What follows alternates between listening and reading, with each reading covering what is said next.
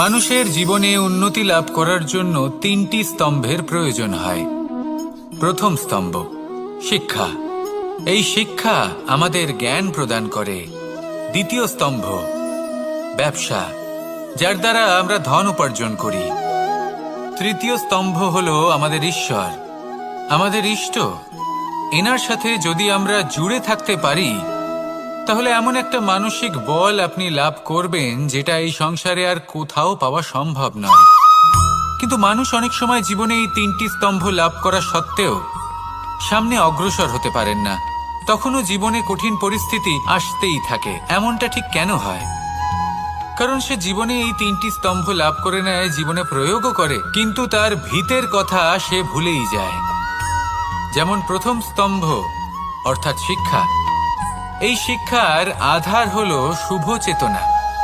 যদি অন্তরে শুভ চেতনা না থাকে তাহলে এই শিক্ষার কোনো গুরুত্ব থাকে না। দ্বিতীয় স্তম্ভ ব্যবসা। পরিশ্রম করে উপার্জন করতে হবে, এই কথাটা আমরা সবাই জানি এবং সবাই চেষ্টাও করি। কিন্তু ব্যবসা করতে করতে আমরা এটা ভুলে যাই আমাদের ব্যবহার কেমন হয়ে পড়েছে। এই ব্যবহার যদি শুভ হয় তাহলে আমাদের উপার্জন আস্তে আস্তে একটা স্থির জায়গায় এসে পৌঁছবে। এবং তৃতীয় স্তম্ভ আমাদের ভগবান। যদি ওনার স্মরণে আপনি যেতে চান তাহলে তার পূর্বে নিজের মা বাবাকে সেবা করুন, তাদের যত্ন করুন, তাদেরকে ভালোবাসুন, কারণ ওনারাই হলেন এই সংসারে আপনার সবথেকে বড় ইষ্ট। তাহলে তিন স্তম্ভের সাথে সাথে তাদের আধারকেও নিজের জীবনে প্রাধান্য দিন। কোনো সমস্যা আসবে না, জীবনে একের পর এক উন্নতি করবেন এবং এই মন প্রসন্ন হয়ে বলবে রাধা রাধা।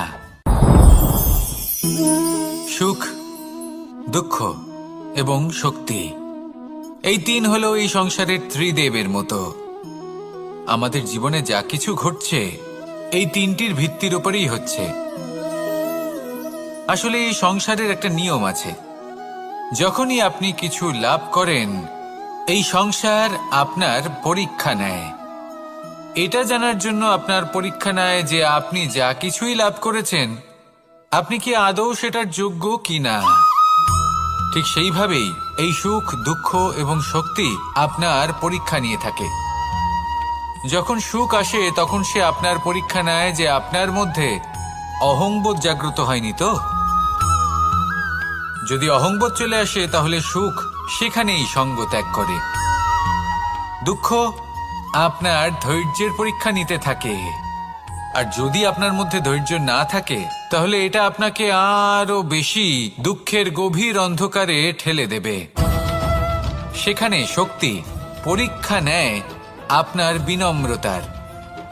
যদি আপনি বিনম্র না হন তাহলে হয় এই শক্তি আপনার সঙ্গ ত্যাগ করবে, নয় এই শক্তি বিনম্রতার অভাবে আপনার পতনের কারণ হতে পারে।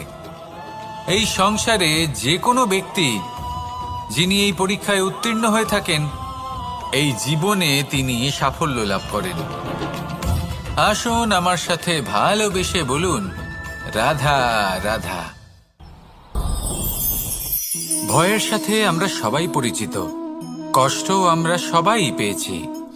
কখনো কখনো আমরা অসুস্থ হয়ে পড়ি, আর এমন সময় হলে মাতার মমতা, কখনো বাবার স্নেহ, কখনো বন্ধুদের পাশে থাকার অনুভূতি আমাদের রোগ নিরাময়ে সাহায্য করে।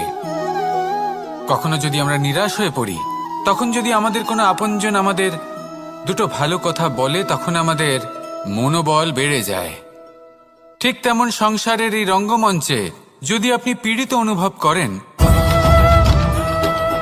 কিছু শুভ কথা আলোচনা করুন, কিছু স্তুতি গান করুন, কিছু মুহূর্তের জন্য হলেও নিজের ইষ্টদেবের কথা স্মরণ করুন আর প্রার্থনা করুন। সাহস বাড়বে, শক্তিও বৃদ্ধি পাবে এবং সামনে এগিয়ে চলার পথও দেখতে পাবেন। তখন এই মন প্রসন্ন হয়ে বলবে রাধা রাধা। এই সংসারে কখনো কোনো ব্যক্তিকে তার বাইরের পোশাক দেখে বিচার করার চেষ্টা করবেন না, এটা খুব বড় ভুল করবেন। যেমন আমরা জীবনে অনেক সময় এমন করি, ধরুন কোথাও একটা গাছ দেখলাম, খুব বিশাল আকারের একটা গাছ যেটা মাটির থেকে অনেক উঁচুতে পৌঁছে গেছে। যার বিশাল শাখা আছে, সেগুলো দেখে আমরা ভাবি যে এই গাছে হয়তো কত সুস্বাদু ফল আছে। আমরা সেই গাছের পরিচর্যা করতে থাকি। আবার অন্যদিকে হলো একটি তৃণ, যেটা মাটি থেকে কিছুটা উঁচুতে পৌঁছেছে, কিন্তু সেই তৃণর নিচে, মাটির নিচে অত্যন্ত সুস্বাদু ফল বা সবজি জন্ম নেয়, যা আমাদের স্বাস্থ্যের পক্ষে অত্যন্ত উপকারী। সেই জন্য কখনো আবরণ দেখে কাউকে বিচার করতে চেষ্টা করবেন না। তার বদলে এটা বোঝার চেষ্টা করুন যে আপনার সামনে যে ব্যক্তি আছে বা বস্তু আছে, তার বিশেষত্ব কি। যদি এই বিশেষত্ব বোঝার ক্ষমতা আপনি অর্জন করেন, যদি এই শিল্প আপনি নিজের ভেতরে জাগ্রত করেন, তাহলে এই সংসারে বিশেষত্ব কি সেটা আপনি জানতে পারবেন। আর এই সমস্ত খেলা দৃষ্টি থেকে নয়, দৃষ্টিভঙ্গি থেকে জন্ম নেয়। দৃষ্টিভঙ্গি সবসময় শুভ রাখুন, আর আমার সাথে ভালোবেসে বলুন, রাধা রাধা। যখন আমরা কোনো বনে প্রবেশ করি,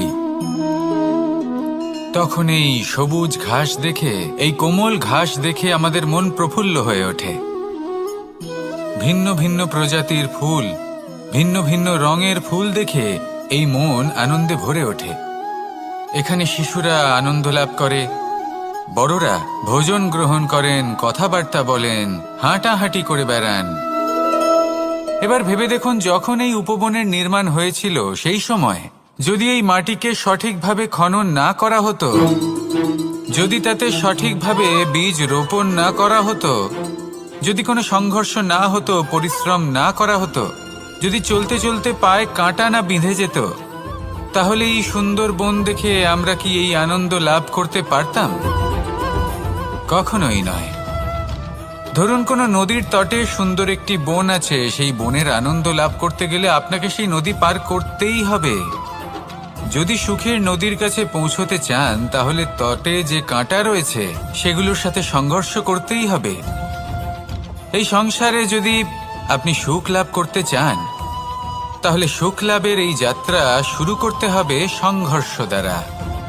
তাহলে সংঘর্ষকে স্বাগত জানান, এর পেছনেই সুখ রয়েছে যা আপনার জন্য অপেক্ষা করছে। এবার হাসুন আর আমার সাথে ভালোবেসে বলুন, রাধা রাধা। সংসারে আমাদের জীবনের সবথেকে বড় দোষ কি আপনি জানেন? কেউ বলবেন লোভ, কেউ বলবেন লালসা, কেউ বলবেন অসত্য। দেখুন, দুঃখের মূল কারণ হলো পরিশ্রম না করা। কিছু মানুষ ভাবেন যে আমি জীবনে কোনো পরিশ্রম করব না, অথচ আমি সবকিছু প্রাপ্ত করতে চাই।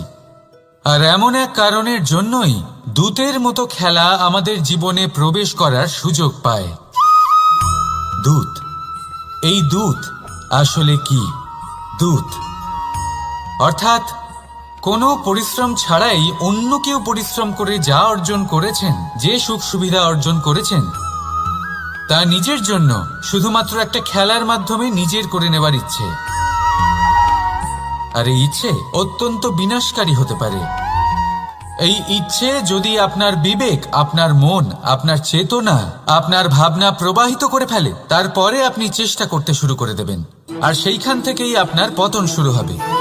এই চেষ্টা করবেন যে অন্য কারোর জীবনের সমস্ত ধন, তার সমস্ত জীবন সম্পূর্ণভাবে নিজের করে নেওয়ার। কারণ প্রথমে আশা জাগ্রত হয়, আর এই আশা হতাশায় পরিণত হতে সময় লাগে না।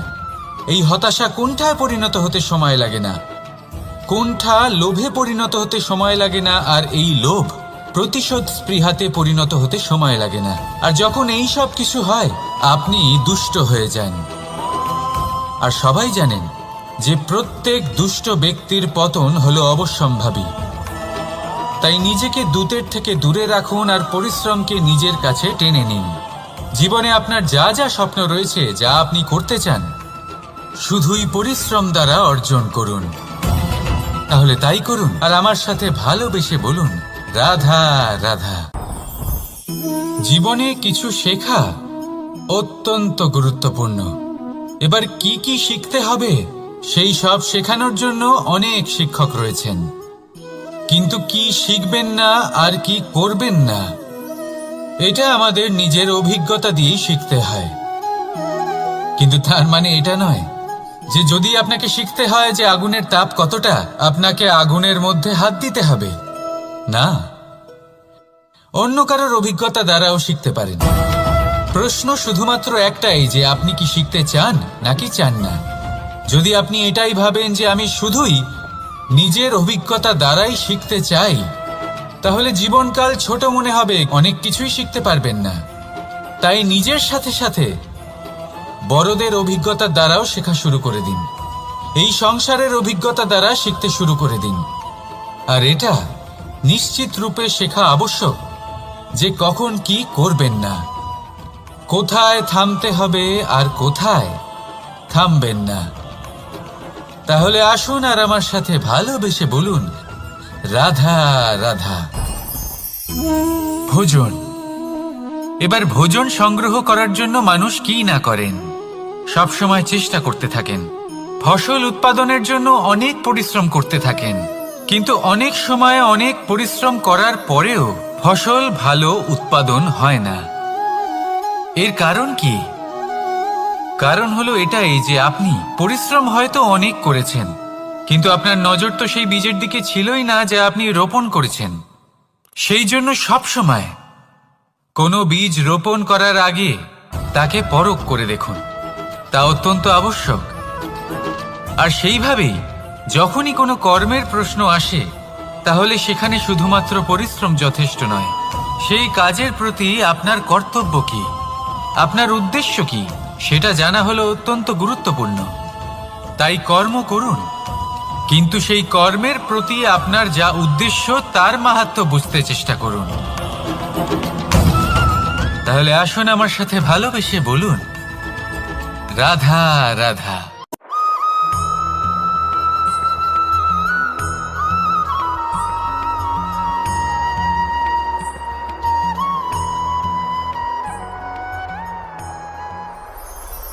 কখনো কখনো আমরা ভাবি যে কোনো ব্যক্তি যিনি ধর্মের পথে চলেছেন, যদি তার দ্বারা কোনো ভুল হয়ে থাকে তাহলে নিয়তি তাকে সেই মুহূর্তেই কঠোর শাস্তি দেন।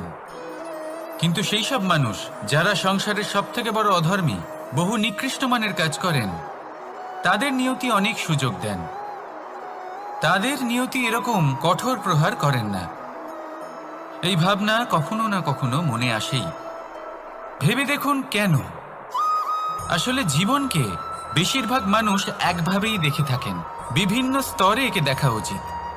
এবার আপনি বলুন, এই সংসারে কোনো অধর্মী কখনো প্রেরণার উৎস হতে পারেন? কখনোই নয়। যে মানুষ নিজের আত্মাকে মলিন করে ফেলেছেন, তিনি এই সংসারকে কিভাবে প্রেরণা যোগাবেন? উনি নিজেই বুঝতে পারেন না কোনটা করা উচিত, ধর্ম কোনটা। তাই নিয়তি তাকে একটা সুযোগ দেন, এটা বোঝার সুযোগ দেন যে কোনটা উচিত, কোনটা ধর্ম।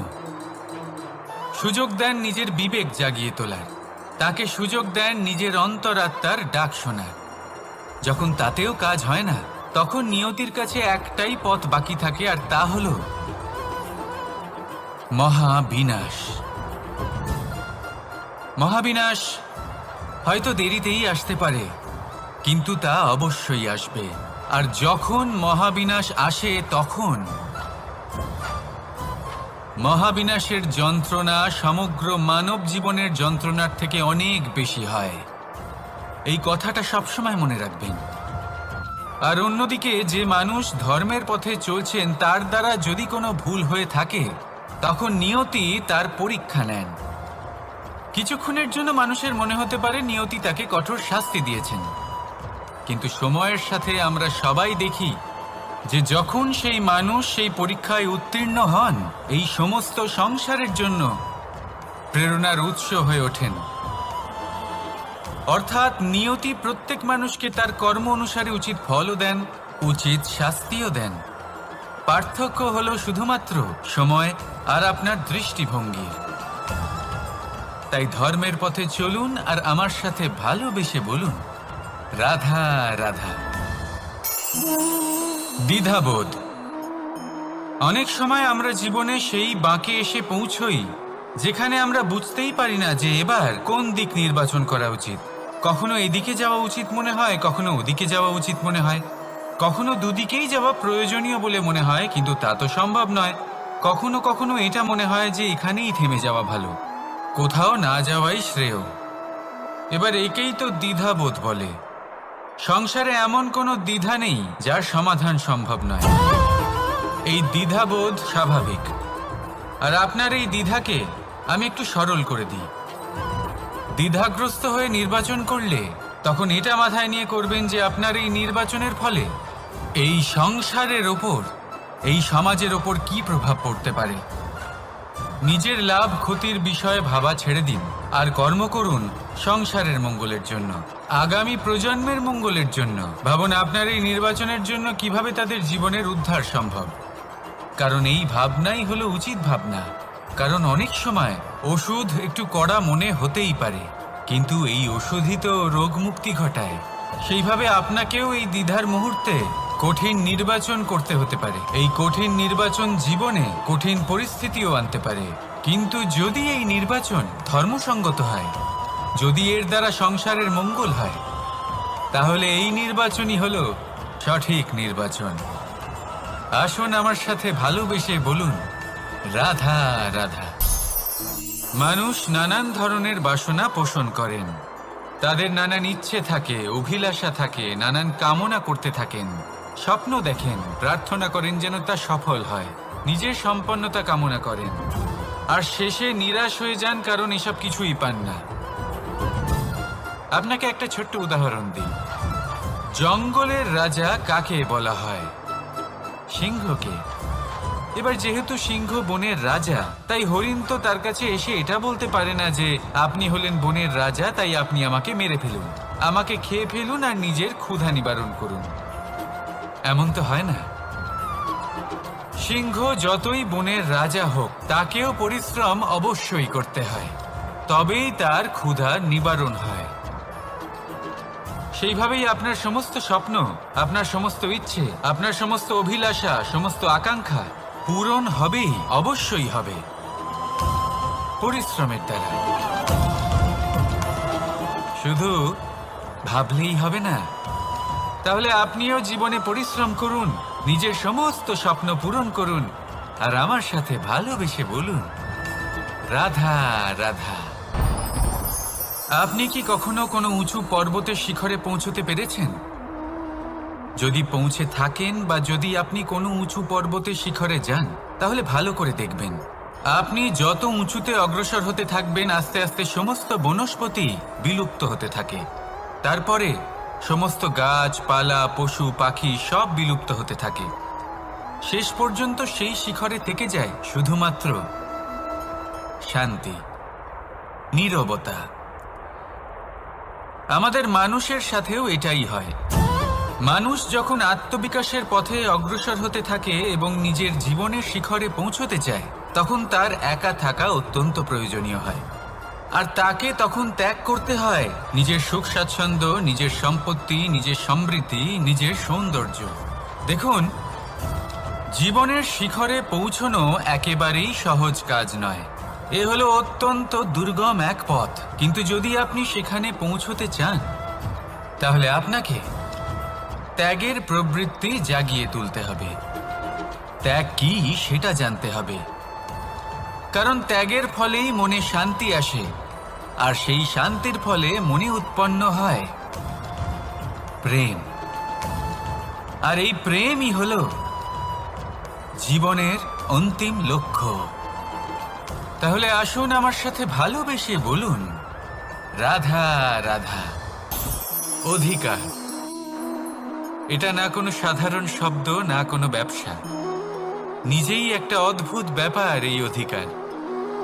স্বয়ং ঈশ্বর মানুষকে জীবন বাঁচার অধিকার দিয়েছেন, কিন্তু যখন কোনো নারীর অধিকারের প্রশ্ন আসে, তখন সেই অধিকারের সাথে কর্তব্য জুড়ে যায়। এবার নারীর অনেক অধিকারের মধ্যে একটা অধিকার হলো নিজের স্বামী নির্বাচন করা।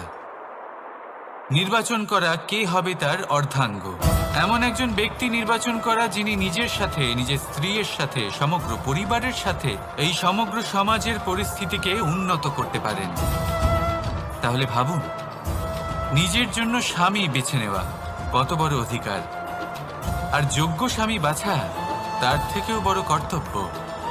তাই নারীর অধিকারের সাথে যখন কর্তব্য শব্দ জুড়ে যায়, অধিকার নামক শব্দের মাহাত্ম্য আরো বেড়ে যায়। আপনিও নিজের জীবনে নিজের অধিকারের সাথে কর্তব্যকে জুড়ে দেখুন। যদি এরকম করেন তাহলে সমস্ত স্বপ্ন পূর্ণ হবে আর মন প্রসন্ন হয়ে বলবে, রাধা রাধা। কর্ম কর্ম সর্বদাই শান্ত মনে করুন। ভিতের সেই ইটের মতো করুন যে শান্তভাবে 7 হাত গভীরে অবস্থান করে। সবার চোখ যায় শিখরের সেই পতাকার দিকে, কিন্তু শিখরে থাকা সেই পতাকা প্রতীক হলো ভিতের মধ্যে থাকা সেই ইটের শক্তির, যে শান্ত মনে নিজের কাজ করে গেছে। তাই এইভাবেই নিজের কর্ম করুন শান্ত মনে, সন্তোষ ভাব নিয়ে। কলরব যা করার তা আপনার সাফল্যকে করতে দিন, কারণ যখন সাফল্যের এই জয় জয়কার চারিদিকে ছড়িয়ে পড়ে, তখন কর্মের এই মৌনতা আরো শক্তিশালী হয়ে ওঠে। তাহলে আসুন আমার সাথে ভালোবেসে বলুন, রাধা রাধা। পরীক্ষা এমন একটা শব্দ যেটা শুনে সংসারের বেশিরভাগ মানুষই ভয়ভীত হয়ে পড়েন। কারণটা কি? অসফলতার ভয়। পরীক্ষা এই শব্দের যদি আমি অন্য দিকটা দেখাই, তার তাৎপর্য এই নয় যে আপনার দুর্বলতা সবার সামনে তুলে ধরবে। এটা তো হলো সেই যুক্তি যা আপনার বল, সাহস, শক্তিগুলি সবার সম্মুখে তুলে ধরবে। আগে হ্যাঁ, এটাই হলো সেই যুক্তি। আপনি নিজেই কখনো দেখবেন পরীক্ষার সময় আপনার অন্তরের অনেক গুণ বাইরে বেরিয়ে আসে। এমন কোনো শক্তির উদ্ভব হয় যার বিষয়ে আপনি নিজেও জানতেন না, ঠিক কি না? তাই এই পরীক্ষাকে কখনো ভয় পাবেন না।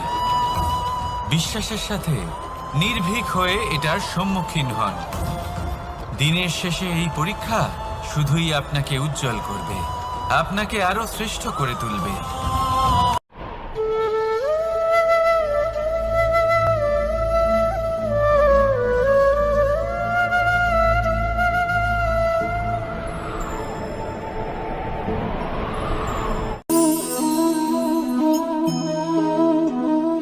প্রশান্তি জড়িত নিদ্রা মানুষের জীবনের একটা অত্যন্ত গুরুত্বপূর্ণ সুখ এবং প্রয়োজনীয়তাও।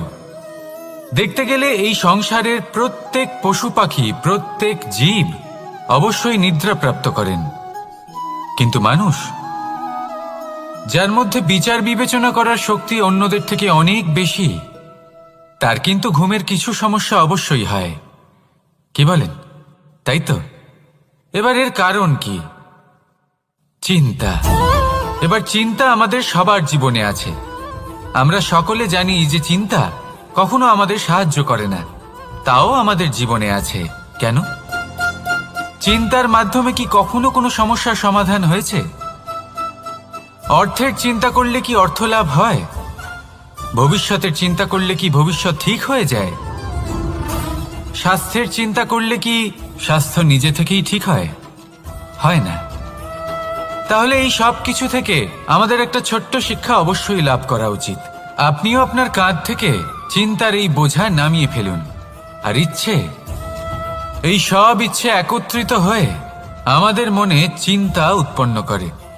তাই এই চিন্তাগুলিকে ত্যাগ করুন। প্রকৃতির প্রেমের উপর বিশ্বাস রাখুন। মনে রাখবেন, যিনি চিন্তামুক্ত হবেন তিনি চিতামুক্ত হবেন। সুখের নিদ্রা প্রাপ্ত করুন, আর নিদ্রায় যাবার আগে আমার সাথে ভালোবেসে বলুন, রাধা রাধা। মহাদেব সেই দেবতা যিনি মহান, যাকে দেবতাদের দেবতা বলা হয়, যিনি হলেন আমার আরাধ্য। কখনো আপনার মনে এই প্রশ্ন এসেছে যে শিবকেই কেন মহাদেব বলা হয়, অন্য কোনো দেবতাকে কেন বলা হয় না? সেই কারণ মহাদেবের মধ্যে, ওনার মধ্যে এমন এক বিশেষ গুণ রয়েছে যা অন্য কারণ নেই। তা হলো নিঃস্বার্থ হয়ে মানুষের সেবা করা। যদি প্রয়োজন পড়ে, যদি সৃষ্টির পথে বিনাশের কালো মেঘ ছেয়ে থাকে, তখন নিজের প্রাণের চিন্তা না করে হলাহল পান করার জন্য প্রস্তুত থাকেন মহাদেব। আর এই অদ্বিতীয় ত্যাগের জন্যই শিবকে মহাদেব বলে ডাকা হয়। এবার যদি কোনো মানুষও নিঃস্বার্থ ভাবনার দ্বারা নিজেকে অর্পণ করে দেয় এই জগতের কল্যাণের জন্য, মানুষের সেবার জন্য, তাহলে তিনিও মহাপুরুষ, মহামানব হতে পারেন। যদি কেউ অভুক্ত থাকেন তাহলে নিজের থালা থেকে অর্ধেক খাবার তাকে দিয়ে দিন। যদি কেউ অসুস্থ হন তাহলে তাকে সেবা করার, চিকিৎসা করার চেষ্টা করুন। এই জীবন শুধু নিজের জন্য নয়, অন্যদের প্রতি, সমস্ত সংসারের প্রতি উৎসর্গ করুন। যদি এইসব মানুষ শিখে যান তাহলে তিনি মহাদেবের পথে অগ্রসর হতে পারেন। যদি মানুষ নিঃস্বার্থ ভাবনার দ্বারা এই সংসারের সেবা করতে শিখে যান তাহলে তিনি নিশ্চিত রূপে মহামানব অবশ্যই হতে পারবেন। আসুন আমার সাথে ভালোবেসে বলুন, রাধা রাধা। স্বর্ণ, হিরে, মুক্ত, মানিক, এই সব কিছুকে আগে পাথর বলা হতো। তাহলে এমন কি হলো যে এদের রত্ন বলা হয়? আর রত্ন তা বাস্তবে আসলে কি? এটা হলো সেই পাথর যাকে আগে আগুনের তাপ সহ্য করতে হয়েছে, পরখ করা হয়েছে, যাচাই করা হয়েছে, এদের কাটার চেষ্টা করা হয়েছে, কিন্তু তারা কখনোই নষ্ট হয়নি, বরং তারা আরো উদ্ভাসিত হয়েছে, আরো উজ্জ্বল হয়েছে, এই সংসারে আরো প্রকাশ ছড়িয়ে দিয়েছে। সেই জন্য এরা হলো এত অমূল্য, সেই জন্য এরা হলো বহুমূল্য, সেই জন্য এদের রত্ন বলা হয়। এবার মানুষের কাছেও এই নির্বাচনের অধিকার রয়েছে যে আমরা শুধু পাথর হয়ে থাকব নাকি রত্ন হয়ে থাকব। কিভাবে? আমাদের জীবনেও অনেক সমস্যা রয়েছে, বাধা আছে, বিপত্তি আছে। আমরা সেই বাধার তাপে উত্তপ্ত হই, এই সমস্যা আমাদের কাটার চেষ্টা করে। অনেক মানুষ বিভিন্ন পরিস্থিতি আমাদের ভাঙার চেষ্টা করে, কিন্তু আমাদের নষ্ট হলে চলবে না। যেভাবে এই রত্ন সমস্যার সম্মুখীন হয়ে পাথর থেকে রত্ন হয়েছে, সেইভাবেই আমাদেরও আমাদের সমস্যার সম্মুখীন হয়ে রত্ন হয়ে উঠতে হবে, এই সংসারে প্রকাশের স্রোত হয়ে উঠতে হবে। তাহলে এটাই করুন আর আমার সাথে ভালোবেসে বলুন, রাধা রাধা। সংসারে সব থেকে বড় শক্তি আসলে কি? কেউ বলবেন শারীরিক শক্তি, কেউ বলবেন অস্ত্রের শক্তি, কেউ বলবেন জ্ঞানের শক্তি। ঠিক আছে, কিন্তু যদি আমি বলি সংসারের সব থেকে বড় শক্তি হলো শক্তি কোনো এক তথ্যের, আজ্ঞে হ্যাঁ, তথ্য। এই তথ্য নিজেই কিন্তু খুব শক্তিশালী, অত্যন্ত শক্তিশালী অস্ত্র হলো এই তথ্য। আর সত্যি বলতে অনুচিত তথ্যের থেকে অনেক বেশি ঘাতক হলো অসম্পূর্ণ তথ্য। যেরকম আজ শাম্ব রুক্মির সাথে করেছে, ওকে অসম্পূর্ণ তথ্য দিয়েছে, তার ফলে বিনাশ হলো। যদি এইভাবেই আপনার কাছেও কোনো অসম্পূর্ণ তথ্য আসে, আর যদি আপনি তা পরখ না করে দেখেন, যাচাই না করে দেখেন, আর নিজের কর্ম করেন, তাহলে উত্থানের বদলে আপনি পতনের সম্মুখীন হবেন, বিকাশের বদলে আপনার বিনাশ হয়ে যাবে। মনে রাখবেন একটা অত্যন্ত গুরুত্বপূর্ণ কথা, সঠিক তথ্য পাওয়া সঠিক তথ্য দেওয়ার থেকে অনেক বেশি গুরুত্বপূর্ণ। আশা করি এই কথা আপনি বুঝেছেন। জীবনে যখনই কোনো তথ্য আপনি পাবেন, সেই বিষয়ে ভেবে দেখুন, পরখ করে দেখুন, যাচাই করুন, তারপর নিজের কর্ম করুন। আর আমার সাথে ভালোবেসে বলুন, রাধা রাধা। ধর্ম এবং প্রেম, এই দুই হলো একই মুদ্রার দুই পিঠ।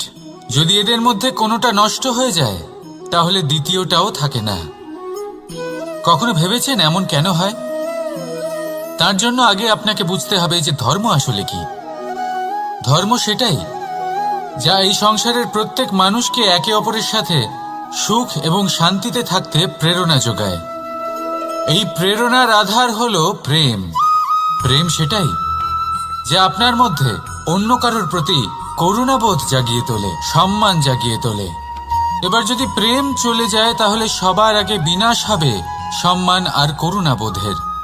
এবার যেখানে না প্রেম রয়েছে, না সম্মান রয়েছে, না করুণা রয়েছে, সেখানে ধর্ম কিভাবে বাস করবে? অশুভ ইচ্ছে জাগ্রত হয়ে ওঠে, ক্রোধ জাগ্রত হয়ে ওঠে, অহংকার জাগ্রত হয়ে ওঠে, আর তারপর আরম্ভ হয় অধর্মের। তাই যা যা ভাবনা আপনার অন্তরে প্রবেশ করছে করতে দিন, কিন্তু যাই হোক না কেন এই প্রেমকে নিজের থেকে দূরে যেতে দেবেন না। এই প্রেমকে চিরকাল নিজের কাছে রাখুন, নিজের হৃদয়। আর এই প্রেম ভাব নিয়ে বলুন, রাধা রাধা।